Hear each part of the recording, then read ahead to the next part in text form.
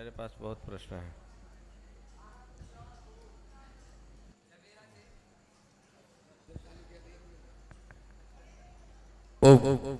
जबेरा से निधि जैन पूछ रही महाराज जी, हमारे अंदर ऐसे विकल्प उठते हैं जो नहीं उठना चाहिए, उसके लिए क्या करना चाहिए?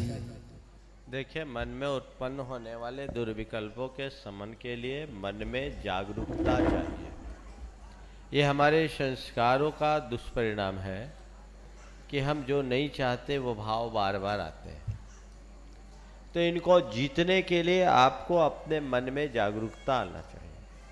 और जब भी मन में दुर्विचार या दुर्विकल्प आए, आप 9 बार नमोकार मंत्र पढ़ करके अपनी निंदा ग्रह करें और सोचे कि मैंने एक गलत विचार किया, अब मैं इसकी पुनरावृत्ति नहीं करूँगा। आपके इस प्रकार के विचार से आपके संस्कारों में बदलाव आएगा, आपकी चिंतन धारा बदलेगी और इस तरह के दुष्ट विकल्पों से बच सकेंगे। अब सुनो, मेरे पास बहुत प्रश्न है, पहले इनको सलटाने दो। ठीक है। 3-4 दिन से पूरा का पूरा अभी आधा है, इसमें जितने हैं लोगों को आकुलता हो जाती है। 3 लोग का आकार कमर पर हाथ रखे मनुष्य जैसा है, परंतु मंगलाचरण में एक जगह पढ़ा है कि उन वर्धमान प्रभु को नमस्कार हो जिनके ज्ञान में 3 लोग गोस्पद के समान झलकता है। इसका आशय समझने में आपने चूक कर दी। नमः श्री वर्धमानाय निर्धूत कलिलात्मने शालोका नाम त्रिलोका नाम यद विद्या दर्पणायते। आचार्य नमः श्री वर्धमानाय नमो नमत विद्य से यज ज्ञानांतर्गतम भूत्वा त्रैलोकम गोस्पदायते। ये इस कारिका का अर्थ है कि मैं उन वर्धमान स्वामी को नमस्कार करता हूँ जिनके ज्ञान में सारा लोक गाय के पद की तरह आचरण करता है। हमारे लोक का आकार तो कमर पर हाथ रखे पुरुष की तरह है, लेकिन ये जो बोलाया गया गाय के पद की तरह आचरण करते हैं, इसका मतलब उनका ज्ञान इतना बड़ा है। जैसे इतने बड़े हॉल में गाय का पाँव ऐसा इतना सा रहे, कितना दिखेगा? छोटा सा। तो उनके ज्ञान की सीमा इतनी विस्तीर्ण है कि उस ज्ञान के आगे लोक का, उनका जो ज्ञान है उस ज्ञान में ये लोक गाय के पद की तरह हो जाता है। ये उसका अर्थ है। पूछा है, मंदिर में दान देने से ज़्यादा पुण्य मिलता है या किसी भूखे को भोजन कराने से? देखो, दान देने से पुण्य मिलता है, पर जब भी दान देने की बात आए उस समय अवसर क्या है ये देखना चाहिए। और जो भी दान दो उस दान को अपने लिए कल्याणकारी मान करके दो। फिर भी आपने पूछा है कि हमारे दृष्टि में उत्कृष्ट दान क्या हो। मैं आपसे पूछता हूं, आप दान क्यों करते हैं? दान का प्रयोजन क्या है? दान का प्रयोजन अनुग्रहार्थम स्वस्याति सर्गो दानम। स्व पर के उपकार के लिए अपने धन के परित्याग का नाम दान है। तो दान के पीछे की भावना है स्व पर का उपकार। आपने दान दिया, आपके लिए आपके परिणाम निर्मल हुए, आपका परिग्रह कम हुआ, आपने अपने पाप शमन किए, पुण्य का बंध किया, ये स्व उपकार है। और आपके दान के निमित्त से किसी जीव का दुख दूर हुआ, ये परोपकार है। तो दुख को दूर करने से दान फलता है। ठीक। अब मैं आपसे पूछता हूं, आपने एक भूखे व्यक्ति को रोटी खिला दिया, कितना उपकार किया? एक दिन की भूख मिटा दी। किसी आश्रयहीन परिवार को जीविका का प्रबंध कर दिया, आपने क्या किया? एक परिवार की जिंदगी बना दी। किसी मरते हुए व्यक्ति को बचा लिया, आपने कितना बड़ा उपकार किया? उसके शेष जीवन को बचा लिया। ठीक। लेकिन आपके किसी सन्निमित्त से किसी व्यक्ति को सम्यक दर्शन की प्राप्ति हो गई तो क्या हुआ? उसके भाव का दुख निवारण हो गया। तो आप किसी भूखे को भोजन कराओ, किसी बीमार का इलाज कराओ, उसमें कोई रुकावट नहीं। लेकिन ये उपकार केवल सामने वाले के इस भाव को सुधारेगा, उसकी भी गारंटी नहीं। लेकिन आपने अपना रुपया भगवान के मंदिर में लगाया, आपने अपने द्रव्य को जिनेंद्र भगवान की प्रतिमा स्थापित करने में लगाया, या जिन शासन की उन्नति में लगाया जिससे किसी के जीवन का पथ प्रशस्त हो सके, सही दिशा और दृष्टि मिल सके, तो उसके लिए आपने भाव भाव के दुख का निवारण कर दिया। अब आप बताओ कौन सा दान बड़ा है? कौन सा दान बड़ा है? सम्यक दृष्टि। तो कल से अब गरीबों को रोटी खिलाना बंद, अस्पताल खुलवाना बंद, ऐसा नहीं करना। दान अपना अपनी जगह है, जिसका महत्व है महत्वपूर्ण होता है। एक बार मुझसे किसी ने पूछा कि महाराज जी हम मंदिर जा रहे हो और रास्ते में हमें कोई व्यक्ति बीमार गिरा हुआ दिख रहा है, पहले हम उसे अस्पताल ले जाएं कि पहले मंदिर जाके पूजा करें? मैंने कहा भैया पहले तुम उसकी चिकित्सा कराओ। महाराज आपने कहा था कि मंदिर पूजा पाठ ये हमारा बड़ा कार्य है, इसको हमको करना चाहिए। हम बोले देख भाई, दो तरह के काम होते हैं, एक इम्पॉर्टेंट होता है और एक अर्जेंट होता है। क्या बोला? इम्पॉर्टेंट और अर्जेंट। इम्पॉर्टेंट सदैव इम्पॉर्टेंट होता है, लेकिन कभी कभी कुछ अर्जेंसी आने के कारण हम अपने इम्पॉर्टेंट काम को भी गौण कर देते हैं। उदाहरण देता हूँ आपको। मान लीजिए किसी जुगाड़ से आपकी prime minister of India Narendra Modi से मीटिंग तय हो गई, शाम को 7:05 पर आपकी मीटिंग है और आप उनके चेंबर में जाने को हैं। इम्पोर्टेंट मीटिंग निश्चित होगी आपके लिए, इससे बड़ी इम्पोर्टेंट मीटिंग तो शायद आज की तारीख में इंडिया में नहीं होगी। आप उस इम्पोर्टेंट मीटिंग को ज्वाइन करने के लिए जा रहे हैं और इसी बीच आपका पेट खराब हो जाए और शौच की इच्छा हो जाए तो क्या करोगे? इम्पोर्टेंट मीटिंग अटेंड करके अपना कपड़ा खराब करोगे कि अर्जेंट पहले टॉयलेट में जाओगे? क्या करोगे? हाँ, समझ में आ गई बात? तो जब अर्जेंसी आती है तो इंपॉर्टेंट काम को भी छोड़ना पड़ता है, लेकिन इसका मतलब ये नहीं समझ लेना कि जो अर्जेंट है वो इंपॉर्टेंट का स्थान ले लिया। जरूरत पड़ने पर टॉयलेट जाना जरूरी है, पर टॉयलेट में बैठे रहना पागलपन। समझ गए ना? काम करो, बाहर निकलो, इसलिए उसको उसी तरीके से रखना। मोबाइल की रिंगटोन पर नमोकार मंत्र रखना उचित है। देखिए, नमोकार मंत्र को आप अगर अपने मोबाइल पे रखते हैं तो अनुचित कुछ नहीं, इससे आपके जैन होने की पहचान बनती है। लेकिन रिंगटोन के रूप में नमोकार को मत गिनो, नमोकार मंत्र को रिंगटोन में भी मंत्र के रूप में गिनो। जब भी आपकी मोबाइल की रिंगटोन में नमोकार बजे तो पूरा मंत्र सुनो, 30 सेकेंड में पूरा मंत्र। मंत्र का गला मत घोटो। आप लोग क्या कहते हैं? नमो अरि, काट दिया, पाप है। इतनी आकुलता, आप उसे रिंगटोन बनाए हो कि मंत्र? समझ गए? तो जब भी हो पूरा मंत्र सुनो। पूरा नहीं सुन सकते, इतनी आकुलता है तो नमो अरिहंतानम तो हो जाने दो, एक पद तो हो, और नमो सिद्धानम अगर स्टार्ट हो गया तो उसको पूरा हो जाने दो। जो पद स्टार्ट हो गया उसको बीच में मत काटो। और एक बात बताऊं, पूरा मंत्र सुनकर तसल्ली से मोबाइल को देखो किसका नंबर है, क्या मैसेज है, मानसिकता बनाओ। मंत्र सुन करके फोन अटेंड करने वाले को प्रायः अच्छे समाचार मिलते हैं, बुरे समाचार नहीं मिलते। समझ गए? इसलिए इसको ध्यान में रखना। जिनसे व्रत उपवास करते नहीं बनता उन्हें क्या करना चाहिए? अभ्यास करना चाहिए। और जो व्रत उपवास करते उनकी सेवा करनी चाहिए। व्रत उपवास करने वालों की अनुमोदना करनी चाहिए। अपने चारित्र मोहनी कर्म और वीर्यांतराय कर्म के क्षोभशम का यही उपाय। तुमसे नहीं बनता तो जो व्रत उपवास करे उनकी संगति करो, उनके व्रत उपवास की सराहना करो। कुछ लोग ऐसे हैं जो खुद नहीं करते तो दूसरों की क्रिटिसाइज करते हैं, आलोचना करके और पाप बांध लेते हैं। तो व्रती की सेवा करो जितना बन सके, उनकी अनुमोदना करो जितना बन सके। तो व्रत और उपवास न कर पाने वाले अगर उनकी सेवा और अनुमोदना करें तो उनका भी क्षोभशम बढ़ जाता है। दूसरा, व्रतियों के संसर्ग में रहो। मैं कोडरमा में था, एक बहन जी से उपवास नहीं होता था। बोले महाराज जी 1-2 बार मैंने उपवास किया, मेरा पित्त इतना उठ गया कि बस करने की हिम्मत ही नहीं हुई। मैंने उनको संबल दिया, बोले कोई चिंता नहीं, अभी है ना मैं अष्टमी 14 उपवास करता हूँ, तुम करो, कुछ नहीं होगा, होगा तो मेरे पास आना।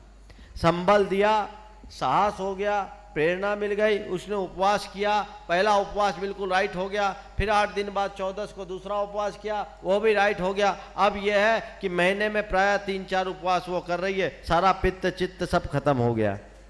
समझ गए? तो वो आपको वैसा माहौल चाहिए। कुछ लोग ऐसे होते हैं, आप घर परिवार में व्रत उपवास नहीं होता तो लोग क्या बोलते हैं, अरे मत करो, तुमको तकलीफ हो जाएगी, तकलीफ हो जाएगी, तकलीफ हो जाएगी, तुम्हारी तबीयत बिगड़ जाएगी, कौन संभालेगा। तो करने की हिम्मत हो तो भी ये नकार चंदों के कारण हिम्मत खत्म हो जाती है। समझ गए ना? हाँ, वो हिम्मत रही सही खत्म हो जाती है। और यदि आप त्यागी साधुओं के बीच रहें या उपवास करने वालों के, हाँ कर लो, कोई दिक्कत नहीं, हम करते, अच्छा है, आपका साहस बढ़ जाएगा। तो ये व्रत उपवास करते जिनको नहीं बनता उनको यही, और ये कहावत कभी भूलना नहीं कि खरबूजा खरबूजे के सामने ही रंग, खरबूजा खरबूजे को देखकर रंग बदलता है। महाराज जी वंदना करने में पुण्य ज़्यादा है कि परिक्रमा करने में पुण्य ज़्यादा है? भैया पुण्य नाप तौल करके नहीं होता, बनिया की दुकान मत बनाओ वंदना को, दोनों में पुण्य है। समझ गए? वंदना करो, परिक्रमा करो, जो बने सो करो, करते रहो। क्या मुनि भी श्राप देते हैं? जैन मुनि कभी श्राप नहीं देते हैं, जैन मुनि सदैव आशीर्वाद देते हैं।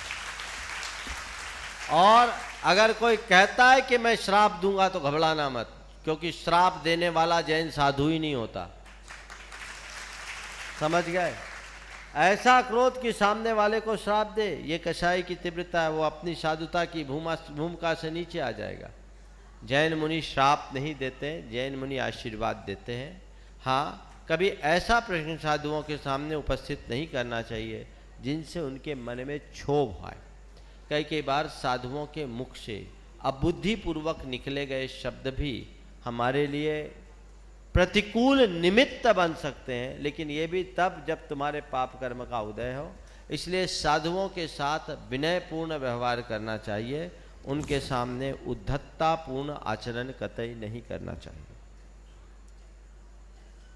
मुनिश्री हर भक्त के साथ सामान्य व्यवहार करते हैं, उनके दर्शन करने आए भक्त की तरफ ध्यान क्यों नहीं देते? क्या करूं भाई, ऐसे ही हाथ उठा के रखूं, ऐसे ही ताकते रहूं? 24 घंटे का काम क्या करे? एक दिन का काम हो तो करे। हर आदमी चाहता है कि महाराज जी मैं आपसे बात करूं, हर आदमी चाहता भी सीमा है, और हम लोग भी इंसान हैं, भगवान नहीं। और एक बात बताऊं, भगवान ने अपनी व्यवस्था तो खुद ही बना ली, उनको कोई छू ही नहीं सकता। तुम्हारा सौभाग्य कि मुनियों को छू तो लेते हो। भगवानों का भामंडल इतना तेज होता है कि साधारण प्राणियों की बात तो दूर जाने दो, गणधर भी नहीं छू सकते। वो द्वितीय पीठ से परिक्रमा लगा के संतुष्ट हो जाते हैं, भगवान तीसरे पीठ पे होते हैं श्री मंडप भूमि में। समझ गए? तो इनको देखकर एक बात बताऊं, आपने श्रद्धा भाव से साधु की वंदना कर ली, उनकी दृष्टि आप पर पड़े या न पड़े, उनका हाथ आपके लिए उठे या न उठे, आशीर्वाद तो अपने आप पर बरस जाता है। समझ गए? तो भावना अपनी अच्छी रखो। महिमा श्रद्धा की है, केवल सिर पटकने की नहीं। इसलिए इसको देखें और अपने समय को मेंटेन करके आए तो सारे शेड्यूल बहुत अच्छे होंगे।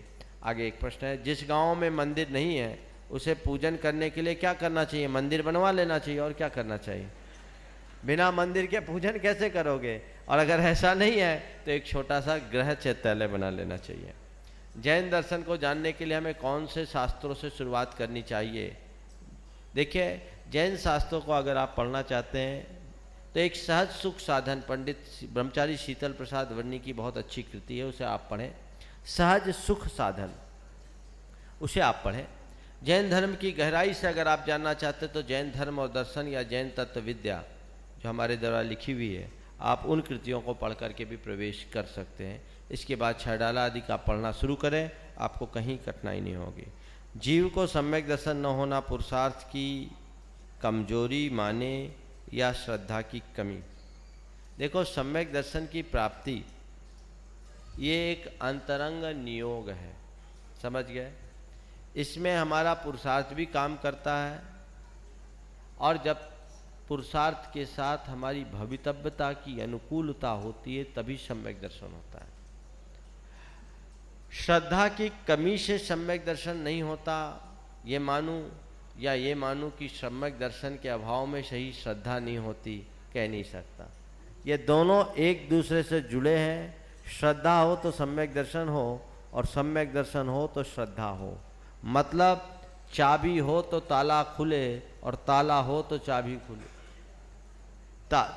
चाबी हो तो ताला खुले, और ताला खुले तो चाबी मिले, क्योंकि चाबी अंदर टीप के रख दी गई है, ताला बंद है। ये ऐसा है, दोनों क्रियाएं एक साथ होती है। इसलिए सम्यक्तोचित कर्तव्यों का पालन करें, सम्यक्त की भावना भाते रहें, आपका पथ प्रशस्त होगा। चलिए, अब जो प्रश्न है वो पूछ लो। ये फटाफट आज जो आए सब हो हैं। जाता है। हाँ, पूछो पूछो। हाँ, ठीक है। खुदाई में वर्तमान 24 की प्रतिमा मिलती है, भूतकाल की क्यों नहीं? नीलम जैन, इंदौर। देखिए, त्रिकाल चौबीसी की स्थापना की जो परिपाटी है ज़्यादा प्राचीन नहीं। चौबीसी की स्थापना हमारे यहाँ होती रही। त्रिकाल चौबीसी और 20 तीर्थंकरों की स्थापना मेरे स्मृति के अनुसार इस 20वीं शताब्दी में संभवतः सबसे पहले आहार जी में की गई। 1970 के आसपास आहार जी में इसकी स्थापना हुई। तब ये देश भर में चर्चा का विषय बना, और इसलिए भी बना कि हमारे शासन नायक तो मूल 24 तीर्थंकर है, और 20 तीर्थंकरों की स्थापना पर आपत्ति इस भाव से दर्ज की गई कि ये हमारे 20 तीर्थंकर जो हैं इनका अभी निर्माण हुआ ही नहीं, तो ये किस तरीके से चलेगा। ऐसे जब बात हुई तो समाज में काफ़ी उहापोह हुआ। मैंने उस समय के पत्र पत्रिकाओं को टटोला, देखा इसमें दोनों पक्ष थे। अंततः स्थापना करने वालों का पलड़ा भारी हुआ, और आहार जी में ये प्रतिमाएं स्थापित हो गई। वहाँ त्रिकाल चौबीसी और 20 तीर्थंकर हैं। इसके बाद अब अनेक स्थानों पर त्रिकाल चौबीसी की स्थापना हो रही है, रचनाएं हो रही है। तो त्रिकाल चौबीसी, अब हमारे त्रिकाल चौबीसी की स्थापना का जो उद्देश्य वो ये है कि आने वाली पीढ़ियां ये जानते रहे कि जैन धर्म अनादि से प्रवाहमान है और अनंत काल तक चलता रहेगा। जैन धर्म के इस परिपाटी को केवल 24 तीर्थंकरों तक ही सीमित न रखा जाए, आगे और पीछे भी ये परंपरा चल रही थी। इस बात का द्योतन, इस बात का अवबोध ये त्रिकाल चौबीसी की स्थापना से यदि होता है तो इसमें असंगत क्या है, लेकिन मूल आराध्य तो 24 तीर्थंकर ही हैं, ऐसा मानकर चलना। तंबाकू खाना कैसे छोड़ें? छोड़ने पर स्वास्थ्य गड़बड़ हो जाता है। नाम नहीं बोल रहे महाराज जी। देखो, तंबाकू खाना कैसे छोड़ें, हमारे पास आ जाओ, छूट जाएगा। एक उपाय बताता हूँ। जो भी नशा करते हैं ना, अपने कान यहाँ से पकड़ो, और पकड़ोगे तो तुम्हें बहुत जोर की चुभन होगी, सामान्य चुभन से ज़्यादा। नशा करने वाले को, खासकर तंबाकू का नशा करने वाले, ये चुभन होगी।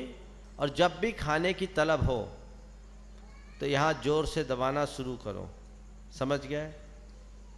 आपके अंदर ऐसा रसायन क्रिएट होगा जो शरीर में रहने वाले डोपामाइन की मात्रा को कम करेगा और खाने की तलब कम कर देगा, समझ गए।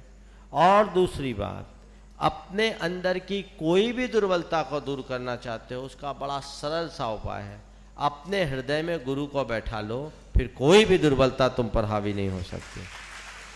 मनोविज्ञान कहता है कि मनुष्य जब अपने हृदय में किसी उच्च आदर्श को स्थापित कर लेता है तो वही उसके समस्त वृत्तियों और प्रवृत्तियों का संप्रेरक बन जाता है, फिर वो कुछ भी गलत नहीं कर सकता।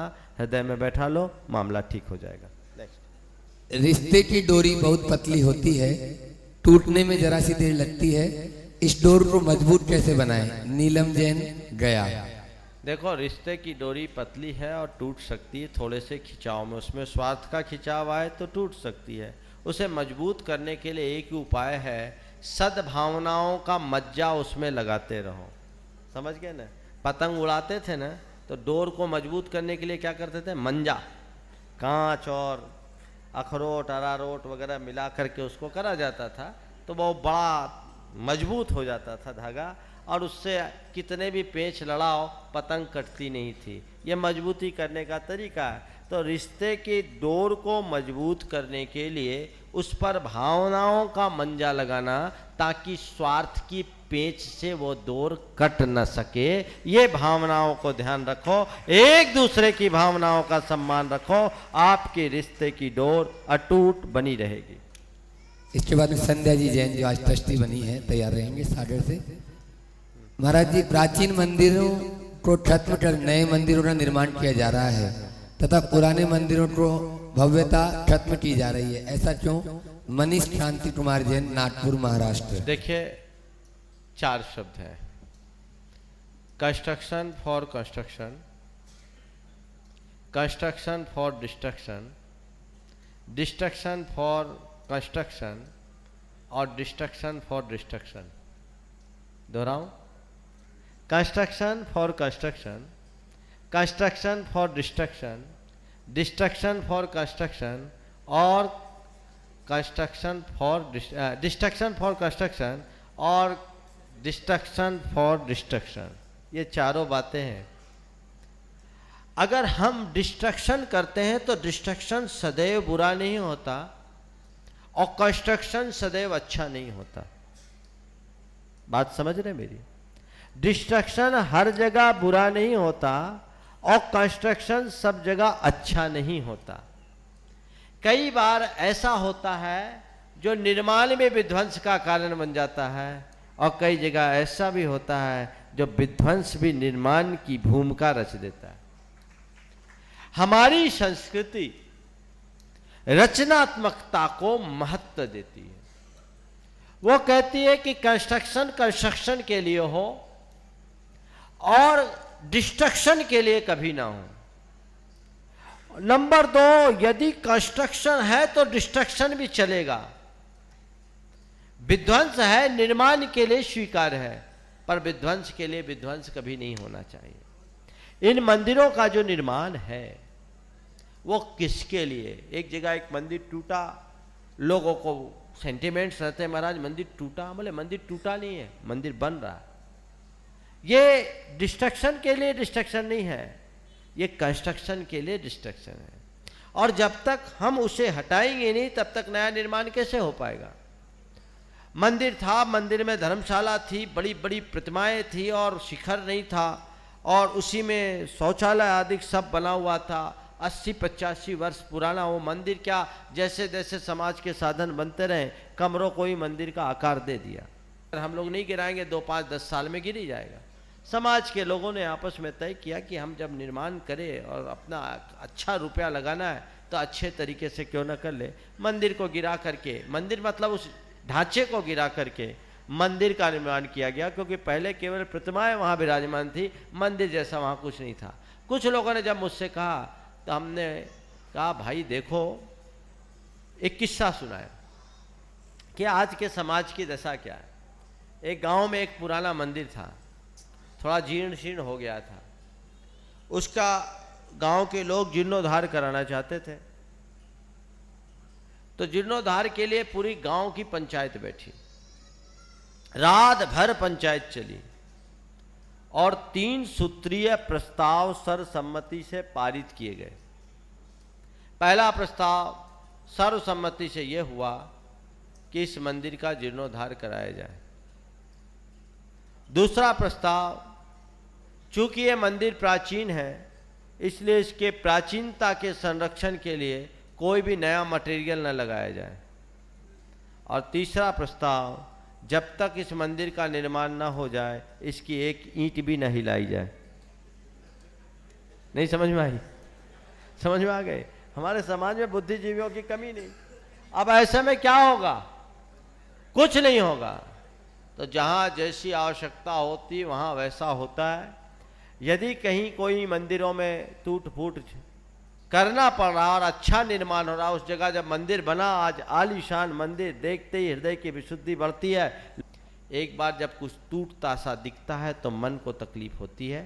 पर बंधुओं, यदि अच्छे उद्देश्य से किसी चीज को तोड़ा भी जाए तो उसे तोड़ना नहीं मानो, उसे जोड़ना मानो, उसे निर्माण का आधार मानो, क्योंकि वो डिस्ट्रक्शन कंस्ट्रक्शन के लिए है। और समाज यदि सहमत होकर उस कार्य को करती है तो हमें उसके अनुमोदक बनना चाहिए, आलोचक नहीं। अनुमोदना करके पुण्य पाओगे, आलोचना करके पाप हाथ कुछ भी नहीं आएगा। इसलिए जब भी अच्छा कार्य होता दिखे, जितना बन सके सहयोग दो, और सहयोग न दे सको तो असहयोग तो कभी भी मत करो।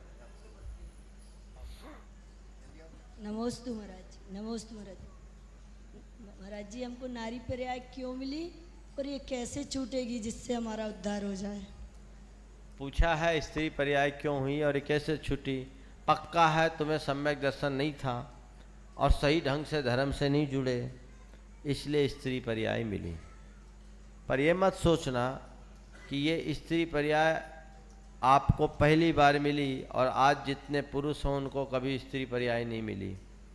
आज जो पुरुष हैं कभी वो स्त्री रहे, और आज जो स्त्री है वो कभी पुरुष और नपुंसक भी रही। आज जो पुरुष है वो कभी स्त्री नपुंसक भी हो सकते हैं। इसलिए इन पर्यायों पर मत जाओ, अपनी बुद्धि को धर्म से लगाओ। उस पुरुष का जन्म व्यर्थ है जिसके मन में धर्म की श्रद्धा नहीं, और उस स्त्री का जन्म सार्थक है जो धर्म से अनुप्राणित है। तो ये जन्म भी सार्थक करो आज की स्त्री पर्याय से।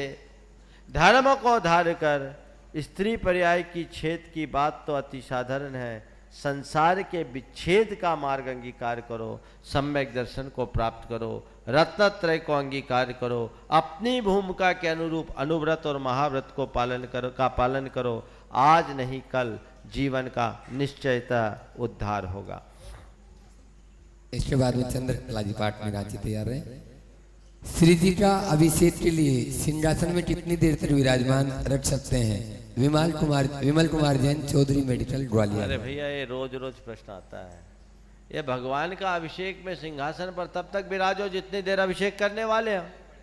लेकिन आजकल क्या होता है, नाई सैलून होता है ना, सैलून, तो सैलून में जब उसके पास भीड़ होती है तो नाई वगैरह क्या करते हैं, साबुन लगा देते हैं और बिठाल देते कि आप पेपर पढ़ो, तब तक हम आते, तब तक दूसरे और तीसरे और चौथे को पकड़ा के रख। ये प्रक्रिया गलत है, समझ गए ना। भगवान को आपने बिठा दिया और भगवान को बैठाने के बाद अभिषेक करके चले गया। वो 9 बजे वो आएगा, 10 बजे वो आएगा, 11 बजे वो आएगा। ये क्या तरीका है? तुमने भगवान को गुड्डा गुड्डी का खेल बना रखा है क्या?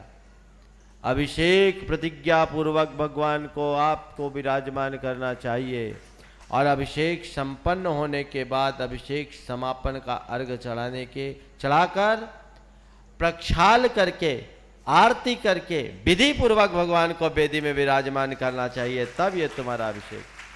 तो अभिषेक करने वाले जब तक है तब तक भगवान को अभिषेक के पीठ पर विराजने में कोई बुराई नहीं, लेकिन भगवान को इस भाव से अभिषेक के पीठ में विराज देना कि आप कुछ भाई लोग आएंगे और वो अभिषेक करेंगे, ठीक नहीं। नेक्स्ट। नमोस्तु महाराज श्री। रक्तदान और किडनी दान और आंखें दान देना चाहिए कि नहीं चाहिए? देखिए, रक्तदान आदि के संबंध में कुछ लोगों का कहना है, कुछ में कन्फ्यूजन है और कुछ लोग निषेध करते हैं कि ये जैन धर्म से सम्मत नहीं है। इसमें हमारे कतिपय त्यागी और साधु गण भी कहते हैं। मेरे दृष्टि में ये बात समयोचित नहीं है और आगमानुकूल भी नहीं है। महाराज, आगम में कहीं इस तरह का विधान नहीं किया। अगर आप आगम को ठीक ढंग से देखें तो आपको पता लगेगा। आगम की बात मैं कहूं कि जिस काल में हमारे यहाँ आगम लिखे गए, उस काल में हमारे यहाँ इनके प्रिजर्वेशन की ऐसी कोई व्यवस्था नहीं थी, इसलिए इन सब का यत्किंचित निषेध किया गया। लेकिन हम ये जानते हैं कि जैन धर्म का मूल है जीव रक्षा। यदि किसी के जीवन की रक्षा के निमित्त आपका कुछ भी लगता है तो वो धर्म है। और रक्तदान आप करते हैं तो पहले से ब्लड ग्रुप को टेस्ट किया जाता है, और ब्लड ग्रुप चेक करने के बाद ही आप एक दूसरे को रक्त देते हैं। ब्लड बैंक में भी अगर रक्त रखा जाता है तो प्रिजर्व रहता है, यानी ब्लड सेल्स डेड नहीं होते हैं। ब्लड सेल्स डेड नहीं हो रहे तो एक बॉडी से दूसरे के बॉडी में रक्त का जाना ठीक वैसा ही है जैसे आपके शरीर के एक नर्व से दूसरी नर्व में रक्त का प्रवाह है। इसमें कुछ भी असंगत नहीं है और इसलिए इसको देने में मुझे कुछ भी पाप जैसा नहीं दिखता। जहाँ तक अंग दान की बात है, भगवान शांतिनाथ के पूर्व पर्याय को देखे। राजा मेघरथ के नाम से उनकी एक पर्याय थी।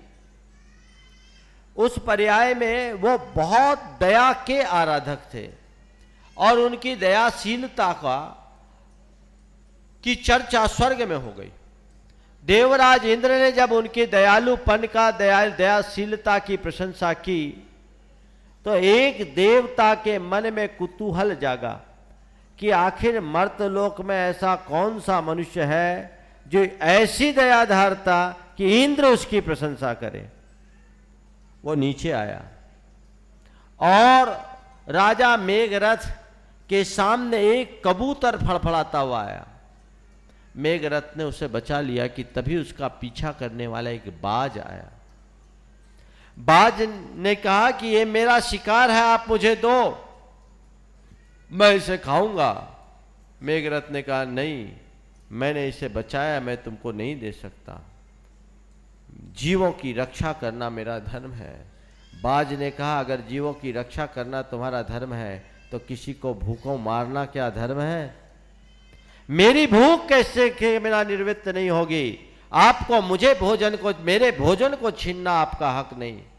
तो मेघरथ ने कहा ठीक, मैं तुम्हारे भोजन को नहीं छीनता, लेकिन शरणागत की रक्षा करना मेरा धर्म है। यदि तुम्हारी भूख इसके मांस खाने से मिटती है तो लो, मैं तुम्हें अपना मांस देता हूं, इसके वजन के बराबर का मांस ले लो, तब तो तुम तृप्त हो जाओगे। बाज तैयार हो गया। एक तराजू बुलाई गई और राजा मेघरथ ने अपनी जांघ की मांस काट करके तराजू पर रखा। एक तरफ कबूतर, दूसरी तरफ उनका मांस, पल्ला हिला नहीं। और उसके बाद उन्होंने अपना पूरा पांव काट के रखा तो पल्ला नहीं हिला। आखिरकार उन्होंने कहा नहीं, मुझे अपने वचन को तो निभाना, इस कबूतर के बराबर मांस मैं तुम्हें दूंगा।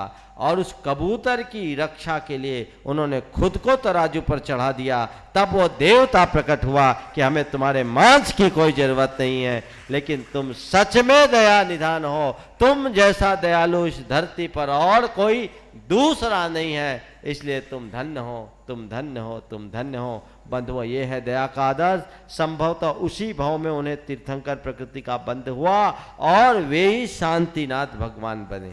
समझ गया? ये आगम है, पुराण है, इसलिए लकीर के फकीर मत बनो।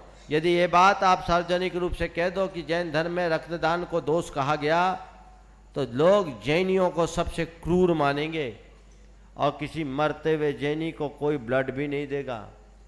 जैन धर्म इतना अव्यावहारिक नहीं है। जैन धर्म करुणा से अभिसिंचित धर्म है। इसलिए जिस भी कार्य और क्रिया में जीवों की रक्षा होने की संभावना है उसकी हमें हर प्रकार से प्रोत्साहित करना चाहिए और उसकी अनुमोदना करना चाहिए। यही हमारा धर्म है। जीवानम रक्षणम धम्मो, हम जीवों की रक्षा को ही धर्म मान करके चले। नेक्स्ट हो गया।